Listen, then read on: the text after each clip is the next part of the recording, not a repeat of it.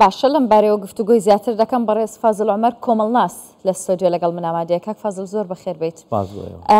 چۆن ئاگاداری پەیوەندیەکانمان بین لە تۆڕە کۆمەڵایەتیەکان لە کۆتا قسەی هاوکارم هێرەوە دەست پێ یەکەم. باڵێ لە ڕاستیە تۆڕە کۆمەڵایەتیەکان و سۆشیال میدیا جیهانێکی فراوانە. ئەم جیهانە هەر یەکێک لە ئێمە کارکتەرێکە و ڕۆژانە بەر هەموو ئەو شتانە ئەکەوێت کە لەناو ئەم جیهانەیە هەن. بە دڵنیاییەوە ئێمە لە هەرێمی کوردستان یاسامان هەیە کە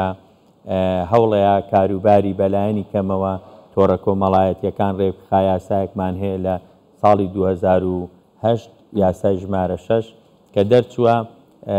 بۆ ڕێخستنی پەیوەندیەکانی ناو تۆڕە کۆمەڵایەتیەکان و دانانی سزا لە سەروانی کە خراپ بەکارهێنن. بەڵام ئەوەی کە ئێستا ئەگوزارەوەیە کە لە دەرەوەی ئیرادەی هەرێمی کوردستان، لە دەرەوەی ئیرادە یاساییەکەی، لە دەرەوەی ئیرادە ئیداریەکەی خەڵکانێکی تر هەن لە وڵاتانی دەوروبەر لە چوارچێوەی تۆڕاوە بە تیمکار دەکەن بۆ هەڵخەڵەتاندن و لە خشتەبردننی ئەو خەڵکی کە لەناو ئەم جیهانەیان ڕۆژانە دەست و پەنجە لەگەڵ بابەتەکان و ئەو شتانی کە ئەگوزارێ نەرمەکە. بۆیە بەڕاستی لەبەر ئەوەی ئیشەکە لە دەروی هەرێمی کوردستانە پێویستمان بە هۆشیاری و ئاگابوونە لە پەیوەندیەکانمان لەگەڵ تەواوی ئەوانەی کە لەناو سۆشیال میدیایە ڕۆژانە بەریەکەوین و پەیوەندیە کۆمەڵایەتیەکان کە ئەرکی سەرشانی تۆڕە کۆمەڵایەتیەکانە ئەبێ بزانین چۆن و لەگەڵ چێ، چونکە بە حەقیقەت جیهانێکە تا ئاستێکی زۆر جیهانێکی مزەیەفە، جیهانێکی واقعی نییە. ئەو شتانەی کە لەم جیهانەیە نمایشەکرێ 100% وەگەوە نییە کە لە ژیانی واقعا هەیە. بۆیە لەبەر ئەوەی یاسایەکی گشتگیر و شمولی جیهانیش نییە بۆ ئەم بابەتە، بە ئاسانی خەڵک ئەتوانێت لە ژوورە تاریکەکان و لە پشاشەوە دابنیشێ و لەو ڕێگەیەوە هەوڵ بە لە خشتەبردننی خەڵک دەستی بگا بە سەرچاوەیەکی مادی کە ئەمڕۆ بەڕاستی جیهان لە پێناو بە دەستگەیشتن بە دەستکەوتە مادیەکان ڕێگە و شێوازی زۆر خراپ بەکارهێنێ. فازڵ ببوورە قسەکەشتم پێ بڕیت، بەڵام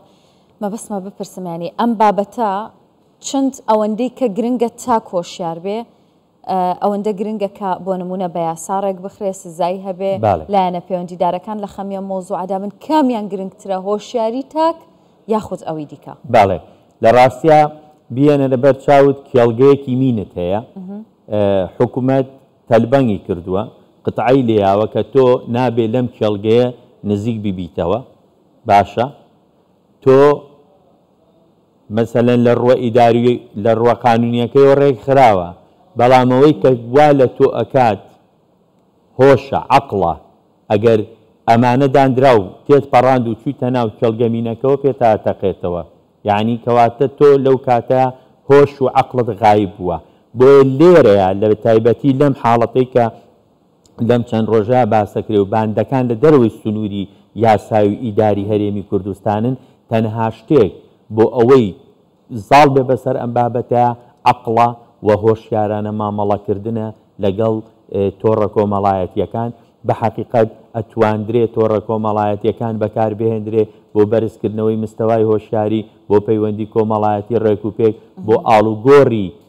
با بڵێن زانیاری لە بینی هاوڕێکان. بەڵام لەگەڵ ئەوەشە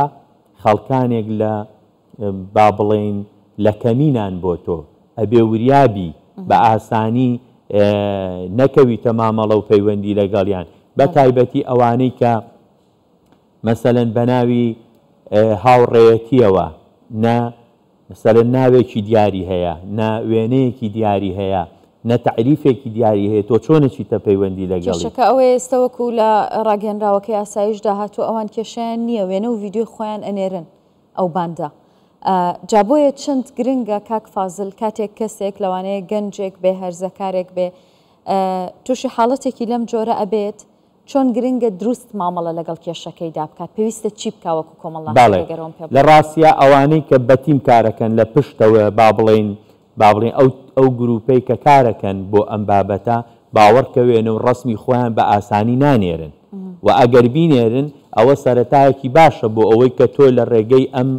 وێنەیەوە لە ڕێگەی ئەم وێنەیەوە بە عیلاقەیەکی ئەمنی ئاسایشی لەگەڵ ناوچەکانی تری با بڵێن عێراق و خوار و عێراق لە پەیوەندیابی بۆ دەست بە سەراگرتنیان ئەوانە دەیان تەریقەی بەکارهێنن بەس بۆ ئەوەی کەسەکە بخەنە ئەو داوەوە بۆیە بە قەناعەتی من ئەگەر کەسێ ڕوبەڕووی ئەم حاڵەتە بووەوە کە ئەگەر هۆشیار بێ ڕوبەڕووی نابێتەوە ئەبێ هۆشیار بێ پێشە شتێ بەڵام گریمان ڕوبەڕووی بووەوە پێویست ناکە ئەم کەسە تەسلیمی ئیرادەی ئەم گروپە ببێ بەڵکو پێویستە بە متمانە و سیقەبوون بە با بڵێن هێزە ئەمنیەکان و ئاسایش لە ناوخۆی هەرێمی کوردستانە زانیاری بات بۆ ئەوەی لایەنی کەم سەرەداوەکانی با بڵێن